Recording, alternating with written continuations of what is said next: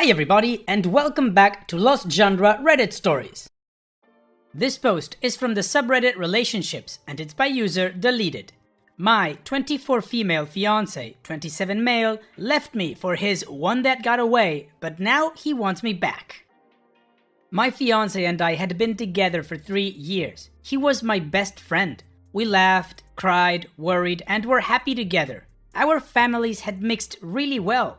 Our moms became close friends really fast. He was my best friend, my confidant, my support, my comfort. I looked at him and could see our future together. Geez, I'm even crying remembering one time we took a blanket, went outside, and looked up at the stars like in some book. I never thought something like this could happen to me. The man I loved could have never done anything like that to me. It all started about 2 months ago. His ex, high school sweetheart, together 7 years, moved back to our country and wanted to catch up with Mark, fake name. He told me they broke up because they were unable to sustain a long-distance relationship when she left to pursue postgraduate studies. They hadn't been in contact for about 5 years. She sent him an email, he showed it to me, and it was completely platonic. She was just curious about what he had become. He asked me if he could meet her and I said yes. I trusted him. So he went. But when he came back, he was a bit withdrawn. He is usually really chatty, but he was dismissive when I asked him how it went, etc. So I let it go. However, in the following weeks, he was often on his phone. He picked random fights with me and didn't look me in the eyes when we had sex. Didn't whisper loving words either. I'm really touchy and clingy, and in our 3 years together, he had never once recoiled or refused my embrace, but he started doing it. I usually hug him like a koala when he comes back home from work. I'm a bit childish, I know, but he only let me do it twice. It was such a sudden change. I asked him what was wrong, but he just said he wasn't feeling too good nowadays. On a Saturday, I went to visit his grandma as we usually knit together. She taught me, and I was gone the whole day. I feel really close to her because she adopted me easily and reminds me of my own granny who died when I was in high school. When I came back, I found him packing his stuff. My whole world fell apart.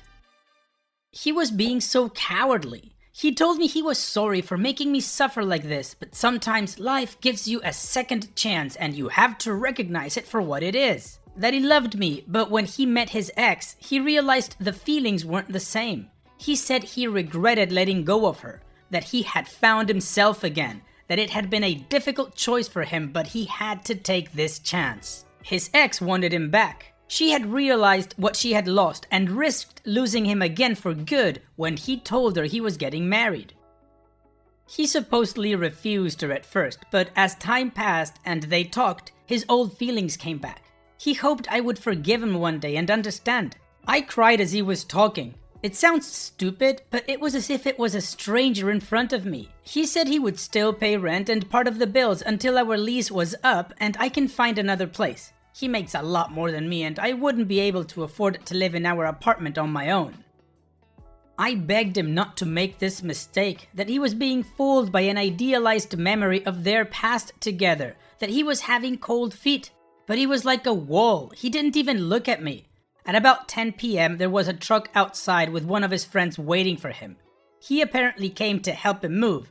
I wasn't really close with that particular friend, but he didn't seem sorry for me. Mark hugged me goodbye and left. I hadn't cried that hard in years. I slept in our spare room not to feel the emptiness of our room with his things gone. I sunk into the deepest pathetic mood and tried to call him, but it went to voicemail. I had no idea where he went, but assumed he was now living with his ex after 3 weeks of talking again. How ridiculous. I'm really lucky to have supportive friends and family. My best friend even moved in for 5 days. My parents wanted me back home with them, but I wasn't ready to leave. Mark is a bit messy and I'm manic, so it felt weird having everything perfectly neat. I missed his messiness. It was as if he was the one making our house a home. He used to joke about me wanting the house to look like it was on sale or in a catalog. Not waking up to make breakfast, not seeing him read lying on the sofa while I studied felt weird. Not buying his favorite snacks or powder protein when doing groceries felt weird. I felt really lost at first. It was like grieving. Usually, when people break up, their relationship was going south. But to me, it came out of nowhere. I still loved him. I was still planning the wedding and working on my side to build our future together. It was all gone in a day. I wish I had been smarter and refused he meet his one that got away.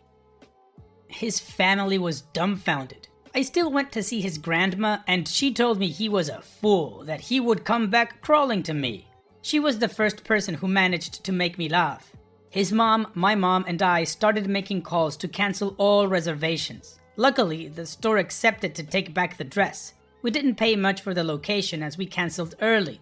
Next was to inform the guests. He had been gone for about 3 weeks by then. His family was furious with him, so they didn't contact him much. The only contact I had with him was the signed check he made to cover the wedding cancellation. However, about a week ago I received a letter from him. He apologized for leaving me like this, said he made the biggest mistake of his life, that he couldn't even believe what he had done, that he was writing me this letter because he didn't have the courage to face me. Quote, "You were right. I was running after a perfect relationship that had never existed. I regret it so much. I thought I was in love with her, but in reality, I was in love with what she represented. My younger self with no responsibility and only dreams.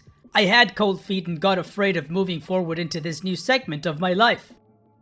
I couldn't stop thinking about you when I was with her. She is not you. She doesn't know me or love me as you do. She doesn't smell like you. I missed hearing you sing randomly throughout the day. I missed having someone nagging me to pick up my stuff. I miss planning Halloween parties for the kids with you. At the time I'm writing this letter, we would have probably been decoration shopping had I not been a fool. Everyone told me, but I was being a blind fool. I would do anything to go back in the past and slap some sense into myself. I would do anything for you to forgive me. I know we have already started canceling everything, but I'm ready to pay for everything myself.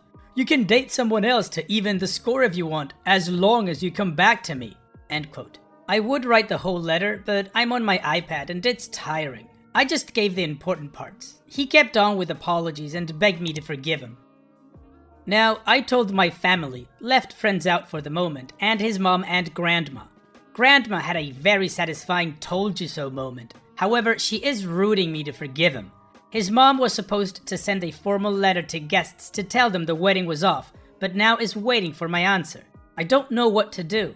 I love him with all my heart, but what he did to me, I don't know if I can get over it. He made me feel worthless. He threw me away as if I was no one to him after 3 years. He gave up on us for some ghost from his past when we were at our happiest.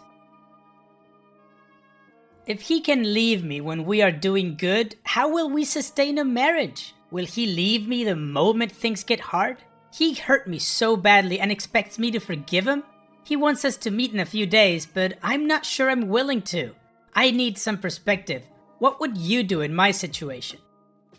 Well, Opie, if I were you, I would tell his mom to send the letter. And I would tell his grandma, sorry, but there's no coming back from this.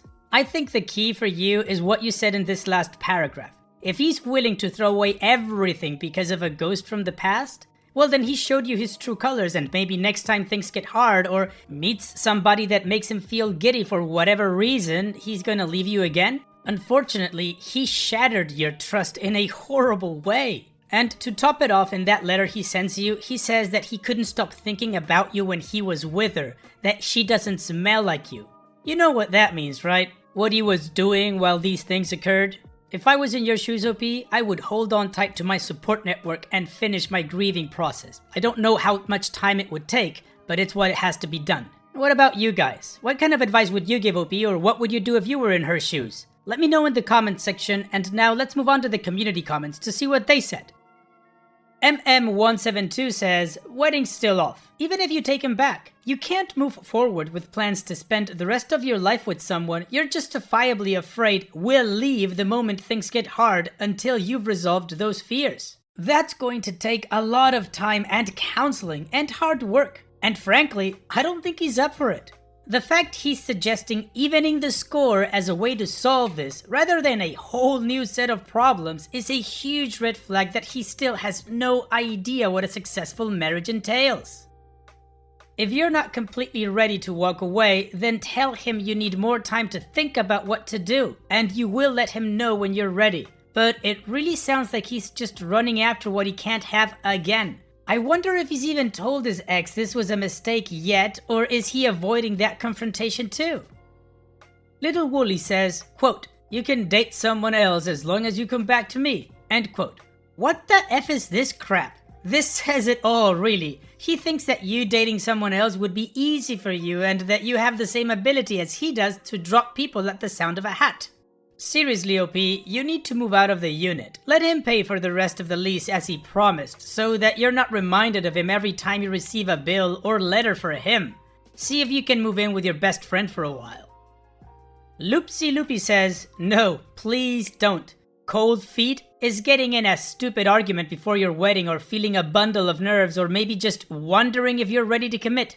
Cold feet is not packing up your crap and leaving to go F some other woman while your ex-fiancé is left home and crying.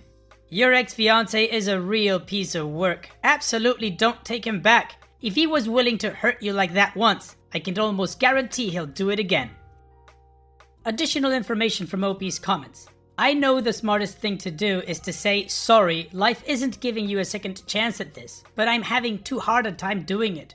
I even try to rationalize his actions, but I guess it would be best to just separate for good. I still have no idea where he is currently or if he still lives with her, but honestly, I don't think I should even care to clarify. You guys have laid it down really well for me, and I can even see things that I hadn't considered with what he did. I want to just answer, "Please do not contact me again," and be done. However, I don't know if it's proper. Okay, well, the community gave some solid advice and it seems like OP is heading or leaning towards that direction. So let's move on with the extended update to see what happened after this. I'm really thankful to everyone who answered and comforted me. You guys gave me the strength to look forward and not make a decision based on nostalgia. I felt really alone in my pain, but thanks to you, I felt a little less lonely. So, Mark wanted to meet.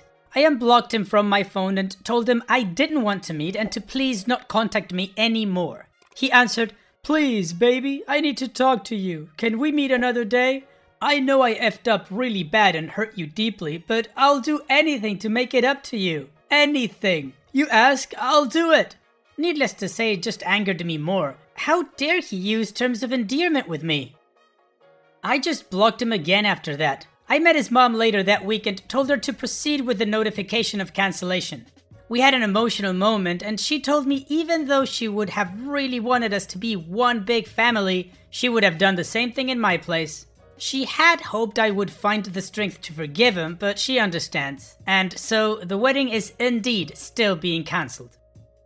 My poor brother, I told him personally, had already bought his plane tickets from Australia, but got a refund. I rearranged all the furniture in the house and bought new bedding sets to make a new start and moved to the spare room for good. It looks really different and I like it. Apparently, he told our friends because some of them brought it up to me, asking if we were getting back together, but said they didn't want to pick a side.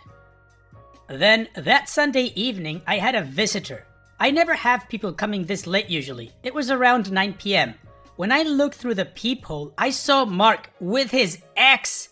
I seriously had a moment of panic. He must still have the key for the main entry since he managed to get to my door without using the intercom. I don't know if it was a cowardly thing to do, but I just chose not to open. I know they knew I was there and I heard him ask me to, please let him in, that he just wanted to talk through the door. Honestly, even though I feel better, I don't think I'm emotionally stable enough to deal with him, and especially with his ex. They stayed out there for about 15 minutes and they left. I thought he would get the message, but they came again the next day at around the same time, and I didn't open again. They waited even longer. I know I'm not being an adult. I feel nervous in my own house because I dread the moment they'll come back. He knows my schedule and he came at the time where I usually come back from my Zumba class. However, yesterday was a holiday, so we didn't have class. I'm afraid he will come again and I don't think I can face him. I know I can't run away forever, but I need more time. Is this worth calling the police over? I fear it would make the problem bigger than it is and hurt our family relations. Our moms are really close. Should I just be a big girl and open the next time he or they come? Or do I wait it out? I'm curious, but I want to stand by my decision. I cannot pursue a restraining order on him, as it is his house and for the moment he has done nothing illegal. I could talk to his mom, but I doubt he would listen honestly, and I don't want to drag her into this business. I mean, he is a grown man and his mom has her own things to attend to. Honestly, she is already taking time to help me cancel the wedding, so I feel bad about asking more from her and I don't want to touch their relationship by involving her in this ex-couple fight. So I looked into the laws concerning harassment where I live and for the moment he doesn't qualify. He came only twice to a house that's in his name anyway. Also, I can't see how he would think bringing her might help, but honestly, just imagining having to sit with them both makes me uncomfortable. I would have to look at them and think about what they did to my life and it would just cause me distress. I really have no idea why he is bringing his ex. I was so surprised, it makes no sense. Finally, my landlord isn't exactly the friendly type, so I don't know if I can bring personal issues like this as a reason to end the lease early. Most likely, he would ask for a meeting with both of us, and in the best case, it would take about 3 months as it is the minimum time required to notify our landlord about our desire to end the lease earlier before we can move. Either way, I definitely need to look for a new apartment though. In the meantime, I will probably go live with my parents. Also, I should be glad this happened before the wedding, and I just need to reconcile the image I have of him with what his actions showed me he is. And that's all we know and all the information I can gather. Unfortunately, right after this, the trail goes cold. So based on all the information we have and what OP shared, I believe she was able to move on with the wedding cancellation, left her apartment and went home to her parents while she finished grieving her relationship. And so, all that there's left to do is wish OP the best in her future. Take care, OP. This post is from the subreddit Petty Revenge, and it's by user Lunatunes291. Party with blasting music right outside my bedroom into the AM. Enjoy the shower. I live on the top floor of an apartment building. Last night, I had a couple of friends over to watch some scary movies and to hang out. As the night continues, we hear the music get louder and louder outside of my apartment. The next door neighbors were having a Halloween party on their roof, and there were at least 50 to 60 people there. As Top 40 pounded relentlessly outside, unable to be drowned out by even the highest volume on my TV, the cheering of the crowd seemed endless. 12 a.m. came and went. The party showed no sign of slowing or quieting down. I'm all for parties, but have them indoors past a certain hour. Don't keep the whole block up listening to Doja Cat with you. That's when I remembered the water guns. I had gotten them on Amazon during a particularly brutal hot week of summer, but they had laid unused in my closet for the past few months. The forecast did say scattered showers, and nothing got an outside party to wind down better than inclement weather. Embodying the trick half of the trick-or-treat spirit, my 3 friends and I each grabbed a gun, filled it up with water, donned our coats on, and ran up to the roof, squirting the guns off from 2 angles over the unsuspecting guests below. Cheers of fun turned into screams of terror as cold water splashed from above. As I pumped blast after blast of water off the edge of my roof, it felt like I was blasting every noisy neighbor I'd ever had that had kept me up all night with music. An all too common occurrence in New York City. We went back inside, cheeks flushed from our victory. We peeked out the window to see a few raincoats and an umbrella. But after 15 minutes or so, the party had fizzled out, and the music was blessedly turned off. As I was using the bathroom a little bit later, which has a window facing their roof, I heard a loud debate echoing about whether it had been raining or someone with water guns in the neighboring roof. One person swore they'd seen figures and heard them laughing. The other 2 said it was rain just like the forecast said. I guess they'll never know. Shrug. Well done, OP, hiding under the forecast and just raining on their party. Thanks for sharing, OP. And it's that time that we've reached the end of the video. I hope you enjoyed today's stories. I really did enjoy reading them to you. So if you did, then don't be shy and go ahead and give the video a like. And don't forget to subscribe or even share this video with people that you might think will enjoy my storytelling. Also, if you have the time, go down to the video description and check out all the links I have for you, from our Discord community to my channel merch. And finally, I'd like to say thank you for watching. It really means a lot to me that you enjoy my videos. And having said all that, I'll see you guys in the next video.